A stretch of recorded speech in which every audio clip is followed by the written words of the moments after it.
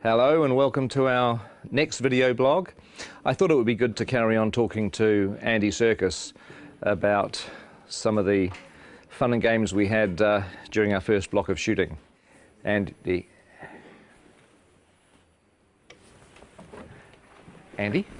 Where is he?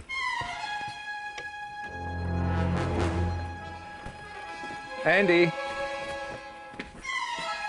What is this place? This isn't Wellington. Where am I? Isn't this where James Bond crashed his Aston Martin in 1964?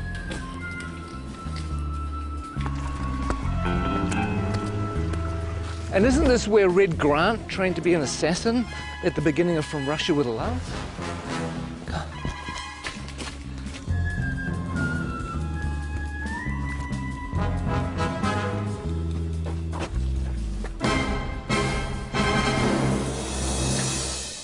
You know what?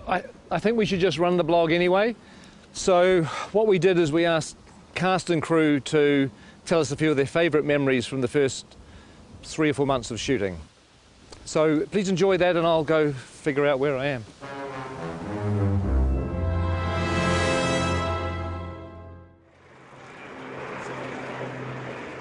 What are the things that stand out for you the most from the first block? I think for me my favourite stuff we've done so far has been Gollum's cave. Was that precious? The way that Pete did that scene, it felt like I was watching a play. It was sort of like you could just sit back and watch these amazing guys do their thing. Him and Martin together were fantastic. It was really cool. Trying to get back into the head of Gollum. I don't know if I ever told this, but it felt like kind of doing an impersonation of a character that I played Yes. a long time. It was weird because it was like, you know, having to re-own it again. Yeah, it was pretty cool. It was a nice way of starting. I felt sorry for Martin because he was suddenly thrust into having to find the character of Bilbo and have to deal with you for a whole week. Going at him the whole time. I mean, it must have been a bit intimidating. Blazes and splashes. That's a meaty mouthful. Yeah. It's going to be a good movie. Check it out. After 2 years of, oh my God, when are we ever going to shoot this film? We had 13 dwarves and a hobbit. We might have had a wizard as well. And suddenly, it's real. Seeing the sets were like amazing. That was true. I mean, coming to Bag End for the first time and walking through. That was our first day, wasn't it? It was, First day on the job. That was amazing. Can you name them? Name the dwarves. Ori Dori Nori, Biffa Bobba, Biffa... Biffa Bobba Boffa, Ori Nori Nori. I can never remember. See, that's the problem. You can't even remember who they are. You have Philly and Killy. There's Thorin, and there's Loin, and there's Oin, and Dwalin and Balin, and there's Biffa, Boffa and Bomber, and then there are the three Dori, Nori and Ori. I think that's it, isn't it? I think so. 13 Dwarves is one of the reasons why I dreaded The Hobbit and why I really didn't think I was going to make it for such a long time. But the irony is it's turned out to be one of the joys of the film. Oh my God.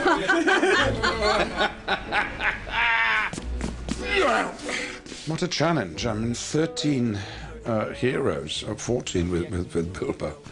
They all have to be differentiated in a way that isn't necessary in the book, but if you keep seeing them, you want to know who they are and specifically and what their attitude is and why they're on this journey. We need to move now!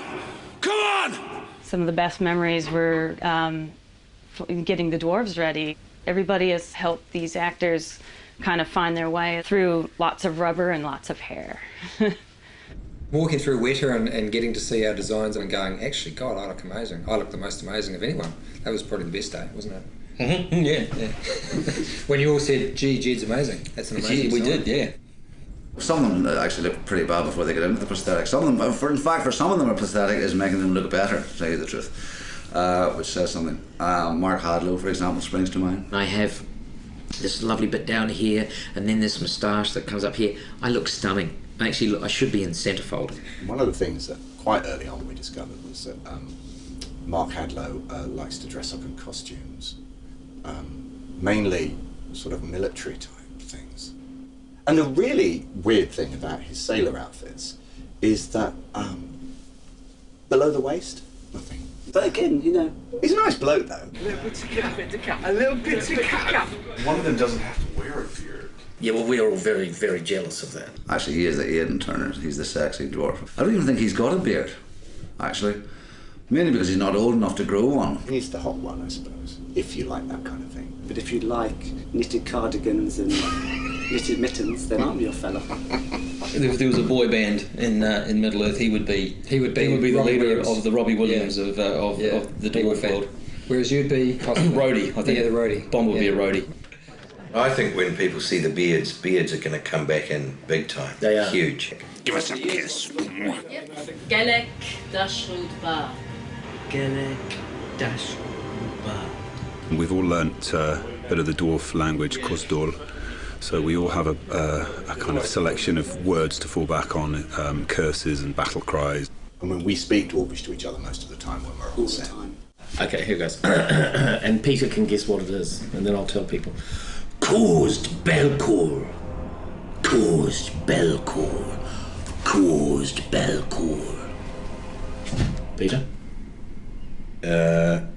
It means mighty dwarf.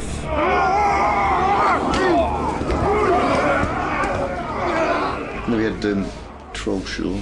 Well, you got to do all the fun stuff in Troll Show. Yeah, we did.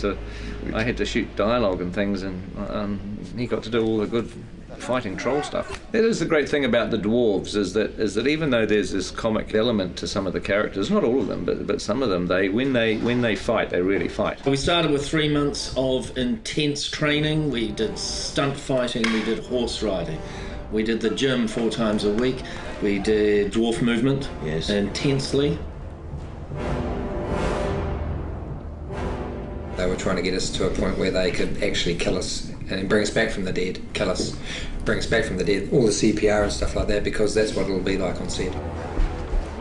They did it by breaking us down. Yeah. They did it by essentially reducing us to the absolute amoeba stage and then building us up again as dwarfs. We've come through it as better dwarfs, I feel. I do too. I know that William's discovered his inner dwarf. I have. Well, we all have, actually. It's a frightening thing, but this is the job that had to be done. If I could say key moments in Block 1, arriving in Rivendell and meeting Elrond and dining at his table, it really feels like you're stepping into Middle-earth. There are some who would not deem it wise. What do you mean? You're not the only guardian to stand watch over Middle-earth. I remember it now, but later on. I love working with Hugo and Kate back in Rivendell again. That was fantastic. Hello. Welcome. I still can't quite get over being on set with Ian as Gandalf and then, Kate Blanchett with Galadriel and Hugo with Elrond, and you just feel like you step back into a movie again. It's kind of weird. Is this a new one? This is different. Yeah, different one. High points really, I think, was getting Kate Blanchett with a long train. Beautiful. Kate, that's beautiful. That is. They're all going to want one. Just don't ask me to walk anywhere. One of the things that I like is that we're getting a little bit of the music into the movie too, the songs. Tolkien wrote quite a few songs for The Hobbit. I got to sing a song. You want to hum a few bars for us now? Oh, it's a classic song. It's after sort of Cole Porter, Gershwin, and that type of thing. There's an inn, there's a merry old inn beneath an old grey hill. He squeaked and soared and quickened the tune while the landlord shook some man in the moon. It's after 3, he said. I think it'd be great if Dwalin just yelled the whole thing. So the cat and the bell went away by the We'll swallow the tipsy cat. Is this the Metallica version? Who is this? That's the Metallica version. Well, I'll be singing at the Oscars is a different matter, but hopefully some people might sing it in the shower. Oh, excuse me. I think this is a Peter Jackson question. Which dwarf would you like to invite to dinner? Well, I wouldn't invite any of them except myself. I'm afraid that the table manners aren't of the best. But you get your fist when you do that! They would not want Biffa over for dinner. He would be like the bottom of the line. Ori, because he'd be very polite. Excuse me. Well, it'd be me, obviously, because I'd cook. Stephen Hunter does pretty well with the bad table manners. He just eats so much. Have you seen the size of him? I mean, oh good Lord. He's enormous. I tried to talk to him about cutting down his cholesterol and his butter intake. I don't think you'd invite Norrie because he'd steal all the silverware. You'd never invite Graham McTavish because he would sit there and glare at you and show his forearms all night. Dwallin's a real warrior. When he parties, he goes completely mad, like so many Scottish people. Here you go. Well, the words kettle black calling pot come to mind. I don't think you'd invite any dwarf to dinner, actually. I wouldn't have them all together, though. Not 13, maybe a couple at a time. Special person to meet here, John Rhys Davies. It was fun on one of the days that we were in Bag End with the dwarves that John Rhys Davies came to visit. Oh, yeah? And it was great to introduce him not only to Gloin, who's his father in the story, but also to all the other dwarves.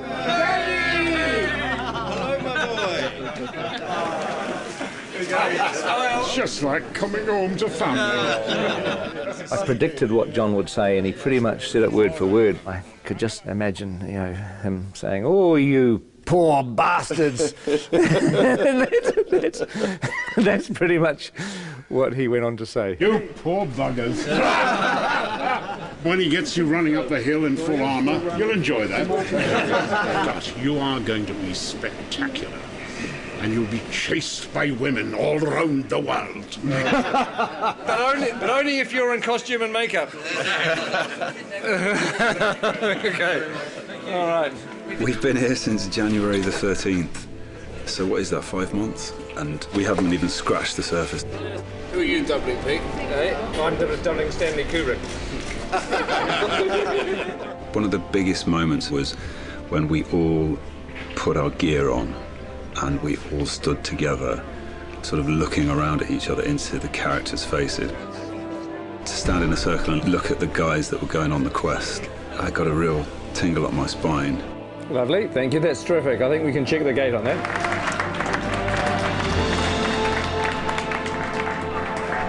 Thank you very much. Thank you, guys. Thanks, guys. Thanks very much. It's terrific. Thank you. Bittersweet moment, but it's time to leave. Hasta la vista. Then driving off. I'm waiting for somebody, sorry. There could have been even... I know. Just go. Oh, really? Yeah, just go. We've had enough. Go. Are you wrapped? No, I'm not wrapped. They're keeping the good people. Oh, Okay. hey, Go again, we'll go now. Hey. Okay, we'll go now. It's a bittersweet moment, but it's time to leave. Hasta la vista. Well, I hope you enjoyed that. I don't know whether there'll be any more because I have to find New Zealand, which I've lost. I think it's over here. Who is that odd little fellow?